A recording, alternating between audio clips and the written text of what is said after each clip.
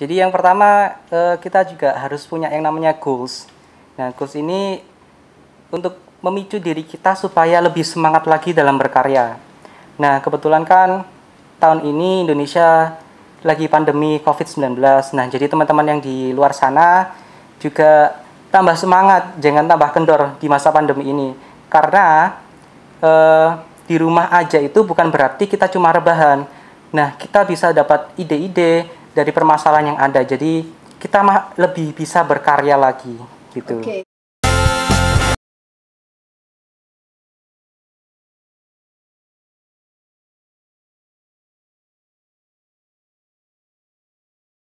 Assalamualaikum warahmatullahi wabarakatuh. Salam dulur Kemenak Jatim.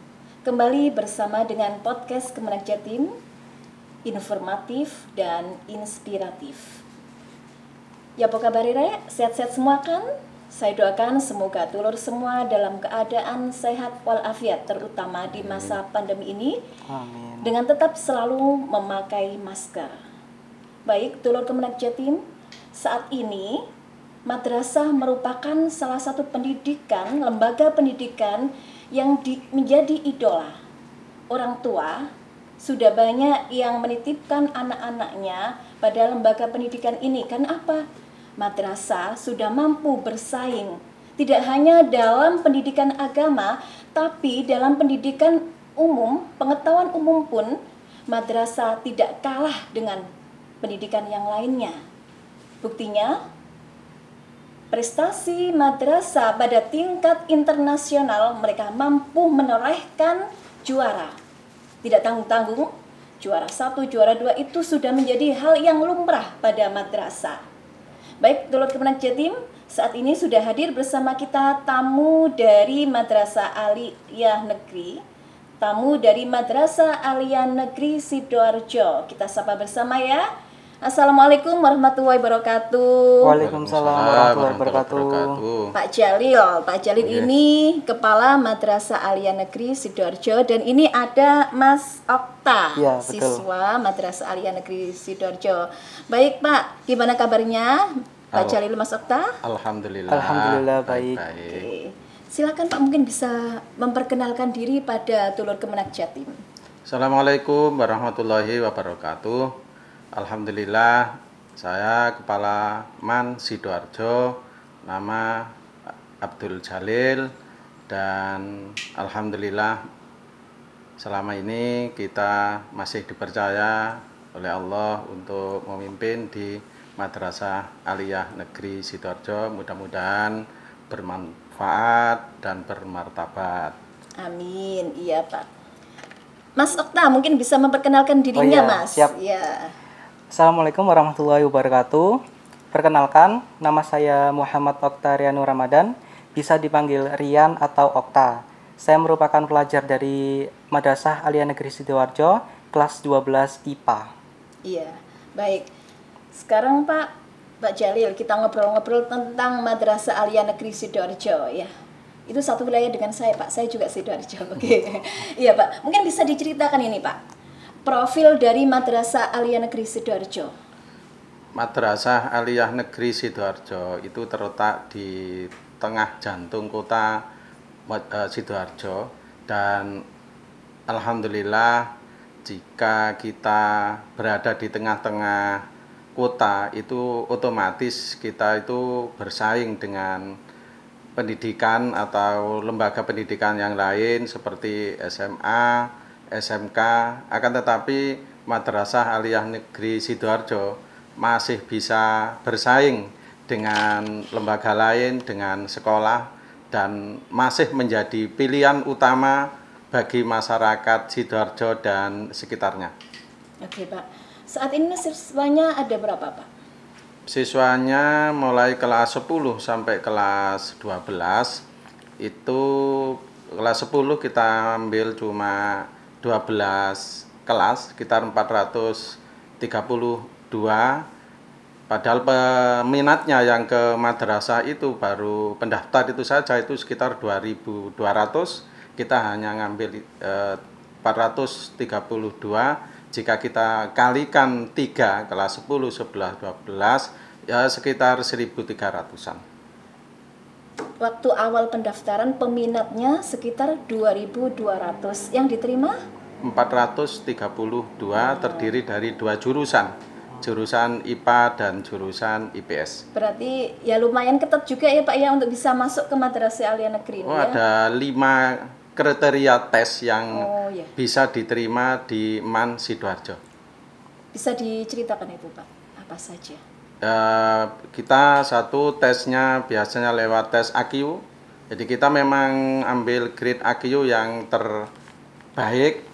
Kemudian yang kedua juga kita wawancara dengan siswa calon, minatnya sampai di mana untuk ke Madrasah Aliyah Negeri Sidoarjo.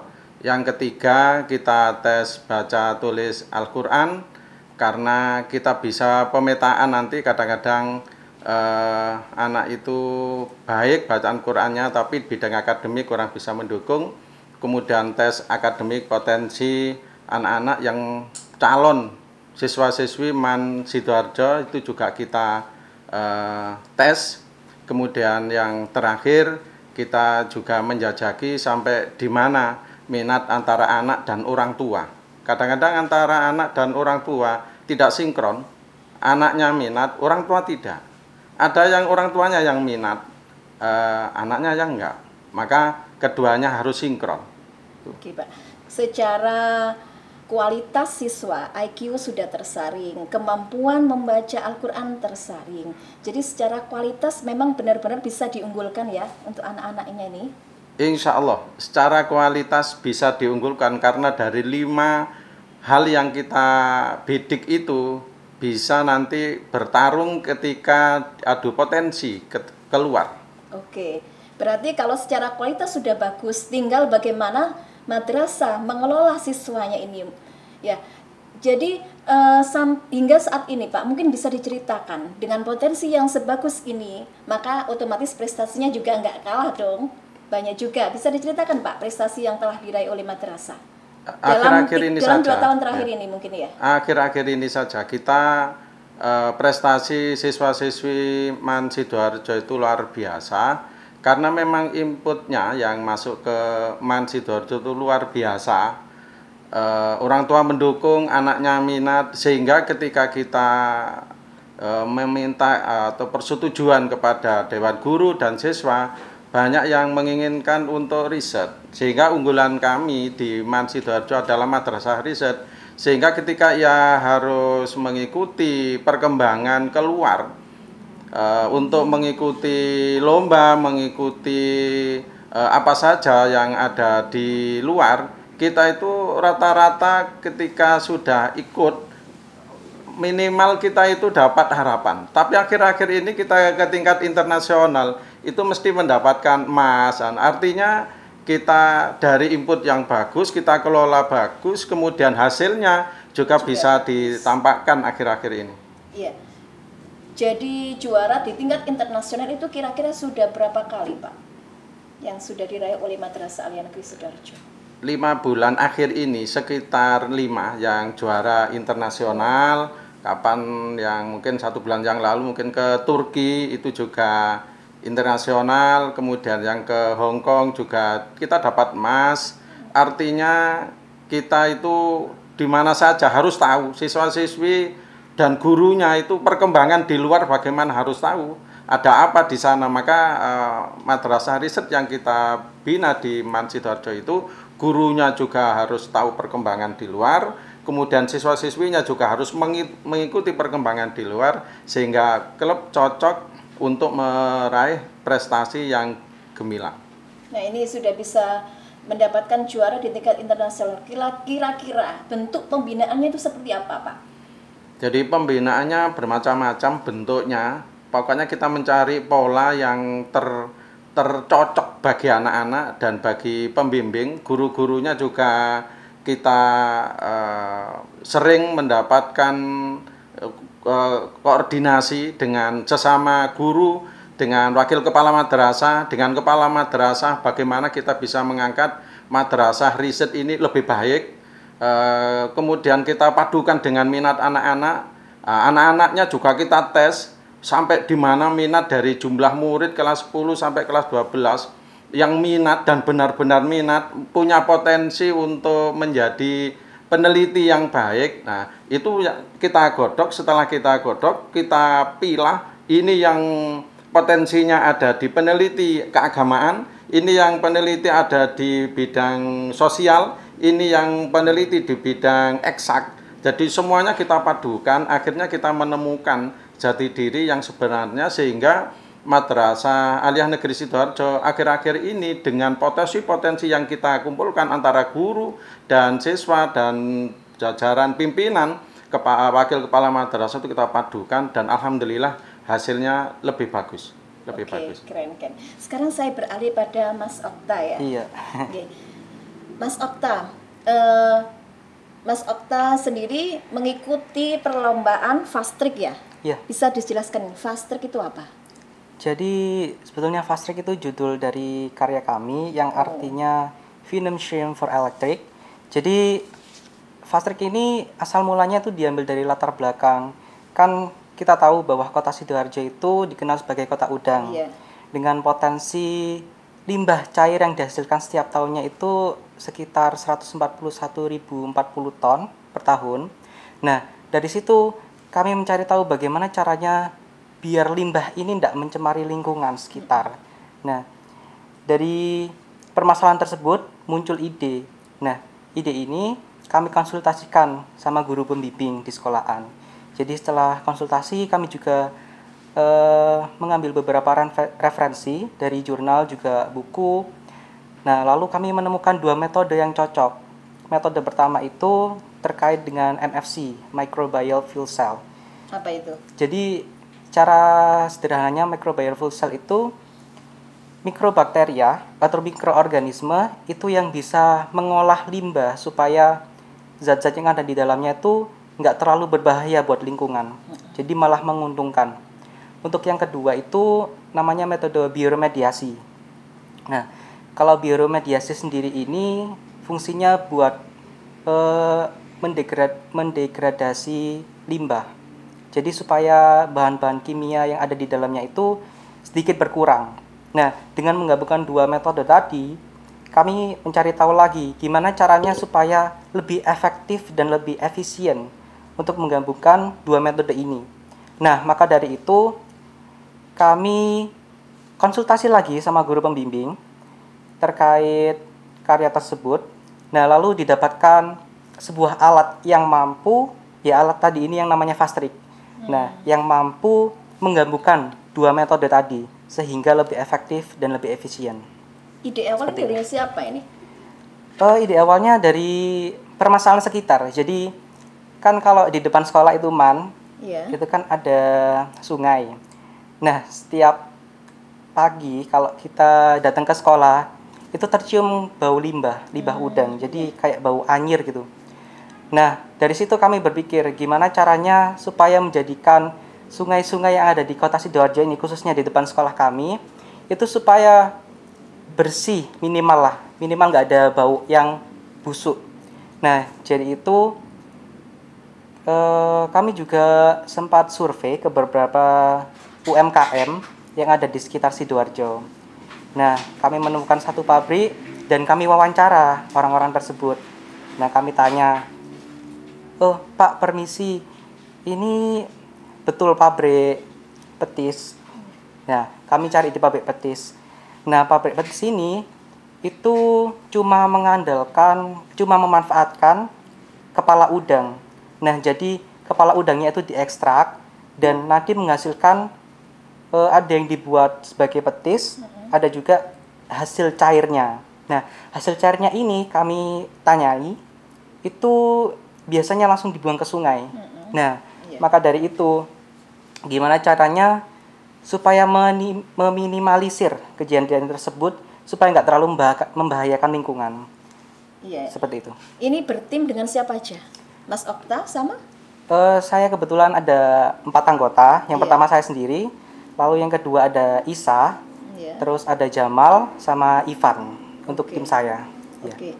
Setelah itu sudah dikonsultasikan ke guru pembimbingnya ya. Iya, betul. Terus sama guru pembimbing itu digembleng sampai seminggu berapa kali nih pertemuan untuk menghasilkan karya yang bagus seperti ini? Untuk bimbingannya sendiri kalau yang normal itu seminggu 2 kali biasanya. Seminggu 2 kali. Iya. Jadi Kalau mau lomba bisa sampai 3 kali sampai 4 kali. 3 kali sampai 4 kali. Iya. Kalau yang pandemi ini biasanya bisa lewat VC atau lewat telepon. Untuk datang ke sekolah itu 1 kali seminggu. 1 kali seminggu. Tapi Iya. kalian berempat tetap jalan survei, tetap penelitian ke lokasi ya? Iya, betul. Iya, iya. Oke. Terus dari fast trick ini, Mas, Iya. nanti hasilnya seperti apa? Untuk hasilnya sendiri yang pertama itu fokusnya ke biolistrik. Jadi dari metode MFC tadi itu bakterinya menghasilkan ada proton, elektron, sama H2O. Nah, itu nanti hasilnya berupa biolistrik yang bisa menghasilkan minimal 4 volt per satu alat itu. Nah, jadi kami juga menggabungkan namanya sistem IoT untuk meningkatkan jumlah dari outputnya itu sehingga hasil yang didapatkan 12 volt. Terus selain itu, selain dijadikan biolistrik bisa digunakan untuk apa lagi? Oh, untuk penerapan prinsip zero waste, kami itu menjadikan pupuk cair. Jadi kami uji lab terlebih dahulu, terus nanti didapatkan hasil pupuk cair yang memenuhi standar. Oke. Iya. Untuk menjadi biolistrik berarti sudah uji coba ya, Mas ya? Apakah bisa Sudah. nanti rencananya bisa dikembangkan atau sudah diajukan untuk bisa dikembangkan lebih besar lagi? Oh iya, sangat bisa. Soalnya kan kami juga kebetulan ada kerjasama sama Dinas Lingkungan Hidup, juga sama Dinas Perikanan dan Kelautan di daerah Sidoarjo. Respon dari pihak dinas tadi gimana? Alhamdulillah mendukung. Juga sudah ada surat rekomendasinya juga. Oke. Iya. Waktu lomba di Hong Kong ya tadi ya? Iya. Waktu lomba di Hong Kong, persaingannya seperti apa, Mas? Persaingannya cukup ketat. Soalnya kan ini full competition. Jadi ada yang dari benua Eropa, Australia, juga Asia. Itu yang paling banyak pesaingnya dari Asia. Jadi itu kan kami virtual competition. Iya. Iya. Jadi kami pelaksanaannya tanggal 1 Agustus. Iya. Itu technical check dulu untuk technical check untuk mengetahui koneksinya baik atau enggak. Iya. Nah, sebelum hari H kami juga sudah di briefing untuk jaga-jaga membuat video presentasi offline. Jadi dikirim email sama pihak sana. Iya. Iya. Berapa tim waktu itu? Berapa jumlah tim yang ikut pada kompetisi ini? Kurang lebih 150-an. 150. Iya. Diambil berapa juara ini? Kalau dari juaranya sendiri ada yang gold, silver, bronze, ada yang first, second, third, terus ada juga honorable mention. Oh, tim dari Man Sidoarjo mendapatkan? Alhamdulillah kebetulan dapat honorable mention. Jadi honorable mention itu penghargaan yang diberikan kepada karya yang istilahnya karya ini dibuat dengan cara yang luar biasa gitu. Oh, keren ya. Iya. Iya. Jadi effort yang diberikan itu lebih. Berarti lebih dari goal ini ya? Bisa dikatakan seperti itu? Kurang lebih di bawahnya. Oh, Iya. Iya. Dapat hadiah apa ini dari mereka? Kebetulan kan ini kompetisinya free. Oh, free Ya, ya. jadi untuk sementara dapat sertifikat. Iya, yang penting sudah berkarya ya. Iya, betul. Menghasilkan karya itu yang paling utama. Baik, mungkin saya kembali ke Pak Jalil. Oke. Selain itu Pak, selain konsentrasi ke arah madrasah riset, mungkin ada ekstrakurikuler lain bagi siswa yang itu menjadikan sesuatu yang wah dari Madrasah Aliyah Negeri Sidoarjo, menjadi prestasi unggulan juga. Kita akan mengikuti animo masyarakat Sidoarjo bahwa ternyata di masyarakat Sidoarjo itu masih banyak peminatnya untuk di pondok pesantren, jadi kitab kuning. Oh, Jadi kitab kami kuning, itu ya. memiliki atau membuka boarding school di Pondok Pesantren Al Hikmah Man Sidoarjo. Kita beri modal jati madrasah yang sebenarnya. Saya khawatir kalau nanti madrasah itu takut rasa SMA atau rasa SMK. Madrasah harus rasa madrasah, yaitu mengembangkan kitab kuning. Paling enggak anak-anak madrasah lulus, Man Sidoarjo lulus, itu yang ikut di Pondok Pesantren Man Sidoarjo itu bisa membaca kitab kuning. Itu yang pertama. Yang kedua, kita masih memiliki ekstrakurikuler yang sangat banyak, ada 17 yang bisa dijadikan andalan bagi siswa-siswi untuk memilih. Kita juara nasional itu dapat berapa piala itu, sekitar 6 piala itu yang termasuk marching band. Jadi kita ada ekstrakurikuler yang memang kita support besar dari madrasah, bagaimana ekstra-ekstra ini bisa berkembang. Jadi marching band-nya kita juga unggul, pondok pesantrennya juga kita unggul, dan banyak yang lain kita ekstra-ekstra itu yang kita kembangkan. Tapi untuk semuanya kita kasih porsi yang sama, siapa saja yang akhir-akhir ini cuma yang masih bisa bertanding ke tingkat internasional adalah ya di unggulan bidang riset. Iya, Master Riset. Iya. Kembali lagi saya ke Mas Okta, Mas Okta Iya, ya. monggo. Selain fast track, Iya. hasil riset lainnya yang sudah pernah dijalani oleh Mas Okta apa? Kebetulan bulan kemarin saya ikut kompetisi virtual robot yang ngadakan itu Singapura. Jadi di situ saya membuat sebuah program atau biasa disebut artificial intelligence. Nah, itu jadi dari sananya sudah diberikan desain robot yang standar untuk semua peserta. Nah, tinggal dari pesertanya sendiri memprogram robot ini supaya jalan sesuai fungsi dan tujuannya. Nah, ada beberapa kategori. Yang pertama itu Grand Prix, itu untuk balapan. Terus ada Rescue. Nah, kalau saya ini kebetulan yang kategori Rescue. Jadi Rescue itu bisa dibilang untuk merealisasikannya itu untuk penyelamatan makhluk hidup. Nah, jadi di lomba virtual ini saya itu masih Sendiri? Iya, Ini, sendiri. sendiri. Saya sendiri. Masih berupa kotak-kotak. Jadi tujuannya itu virtual robot nanti diprogram untuk mengambil beberapa kotak warna yang memiliki masing-masing poin. Nah, kotak warna ini istilahnya digambarkan atau diibaratkan sebagai makhluk hidup yang perlu diselamatkan. Seperti itu, kurang lebih. Di mana tadi? Di Singapura, iya. Iya. Di Singapura dapat hadiah apa ini? Alhamdulillah yang pertama dapat first winner. Itu satu tim sama Singapura. Iya. Itu iCool Influencer, jadi community building. Terus yang kedua ada the most creative, maaf saya ulangi, the most creative presentation. Ya, alhamdulillah. Alhamdulillah, pinter banget ya kamu ya. Alhamdulillah. Belajarnya berapa jam sih? Satu hari kok pinter kayak gini? Sebetulnya itu kalau juara kan perlu effort dan struggle. Jadi selama 2 minggu itu saya bimbingan terus untuk persiapan lomba. Juga kan pertama kali saya ikut terjun di dunia robotik itu. Jadi perlu pemahaman yang lebih seperti itu. Iya. Selain pemahaman di bidang sains tadi, riset tadi juga, Iya. kalau bersaing di tingkat internasional bahasa Inggrisnya juga harus pinter ya ini ya. Iya, sangat. Fasih kamu berarti. Insya Allah. Oke, keren. Terima Cita-citanya jadi apa ini Mas Okta? Cita-citanya insya Allah yang penting memajukan bangsa lah. Memajukan Dengan bangsa. karya-karya yang telah saya buat gitu. Iya. Bangga ya sekolah di madrasah. Sangat bangga.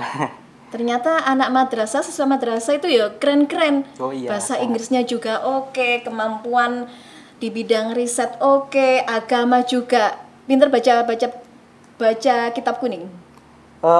Sedikit. Sedikit. Iya. Tapi sudah keren itu ya. Belum tentu di sekolah umum itu bisa sekeren ini.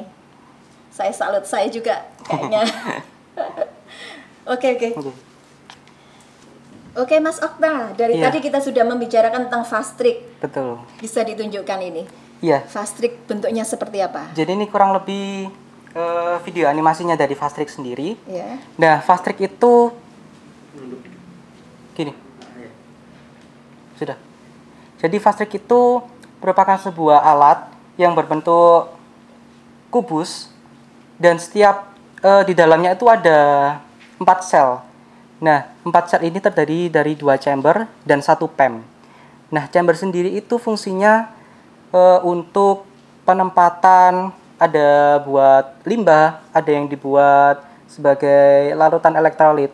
Nah, di tengah-tengahnya itu kami beri yang namanya PEM, Proton Exchange Membrane. Jadi, itu terbuat dari agar-agar dengan tambahan garam 10%. Nah, untuk limbahnya sendiri yang ditempatkan di chamber pertama, chamber atau yang disebut sebagai chamber anoda, itu sebelumnya telah kami fermentasi selama 1-2 hari. Lalu kami masukkan ke dalam alat ini. Dan yang satu chamber lagi itu disebut sebagai chamber katoda. Nah, chamber katoda ini diisi dengan air dengan tambahan garam 30%. Jadi fungsinya kurang lebih seperti rangkaian listrik seri. Nah, nanti kalau sudah dalam setiap sel ini ada yang namanya elektroda. Fungsinya untuk mengalihkan elektron dari setiap chambernya itu supaya nanti bisa disalurkan ke dalam baterai. Nah, baterainya ini sebelumnya udah ada yang namanya sistem IoT untuk menghubungkan. Jadi yang pertama urutannya ada chamber anoda, ke chamber katoda, dan nanti dihubungkan sama PEM. PEM ini nanti di setiap selnya itu, jadi sel itu terdiri dari 2 chamber dan 1 PEM. Nah, setiap selnya dihubungkan lagi dengan kabel. Kabelnya nanti kami hubungkan ke namanya sistem IoT. IoT ini ada yang namanya step up, ada yang dibuat modul charger, dan yang terakhir itu ke baterainya sendiri. Jadi kami pakai baterai isi ulang supaya bisa diisi secara terus-menerus. Kurang lebih seperti itu. Iya. Sayang ya ini apa alatnya nggak dibawa ya ini. Iya. Hanya gambar yang animasinya. Oke. Ya mungkin bisa ditunjukkan Mas medali yang pernah diraih. Ini medali apa ini? Jadi ini alhamdulillah pada bulan Februari sebelum ada pandemi, ini kami mengikuti yang namanya lomba ISEF, itu internasional di BG Junction Surabaya. Ya.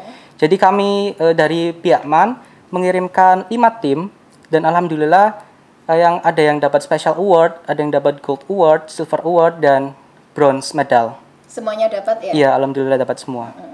Iya. Tentang apa itu Mas? Kalau yang ini sama, judulnya yang Fastrik. Jadi ini pertama kali Fastrik diikutkan lomba ke internasional. Iya. Oke. Jadi kalau yang di Hongkong itu lomba yang kedua. Oke. Iya. Iya. Baik. Pak Jalil, kira-kira mungkin ada harapan ke depannya seperti apa terkait dengan Madrasah Aliyah Negeri Sidoarjo? Harapannya untuk siswa-siswi MAN Sidoarjo bisa mengembangkan potensinya di MAN Sidoarjo lewat program unggulan yang ada di MAN Sidoarjo, yaitu dari ekstra, dari intra, itu bisa semuanya siswa-siswinya bisa berkembang, bisa mengikuti perkembangan zaman yang lebih baik dan berpotensi untuk menjadi anak atau siswa-siswi nanti ke depan lebih baik dan lebih bermartabat. Amin. Baik, kalau Mas Okta sendiri mungkin Iya. ada pesan-pesan untuk temanmu ya, Iya. biar bisa berprestasi seperti Mas Okta. Oh iya. Jadi yang pertama kita juga harus punya yang namanya goals. Nah, goals ini untuk memicu diri kita supaya lebih semangat lagi dalam berkarya. Nah, kebetulan kan tahun ini Indonesia lagi pandemi COVID-19.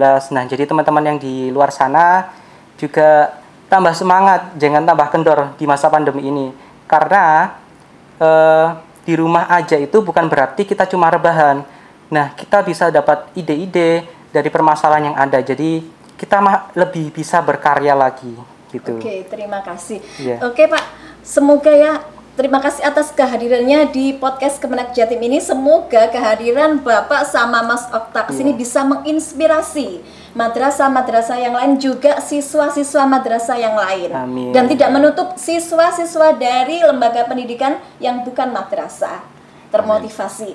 Baik, Dulur Kemenak Jatim, begitu tadi perbincangan kita dengan Madrasah Aliyah Negeri Sidoarjo. dengan segudang prestasinya terutama di bidang riset. Prestasi ini menunjukkan bahwa madrasah mampu bersaing dengan lembaga pendidikan umum yang lainnya. Kita tunjukkan bahwa madrasah memang benar-benar hebat, bermartabat. Oke, Dulur Kemenag Jatim, terima kasih atas perhatiannya. Akhirul kalam, wallahul muwaffiq ila aqwamit thoriq. Wassalamualaikum warahmatullahi wabarakatuh.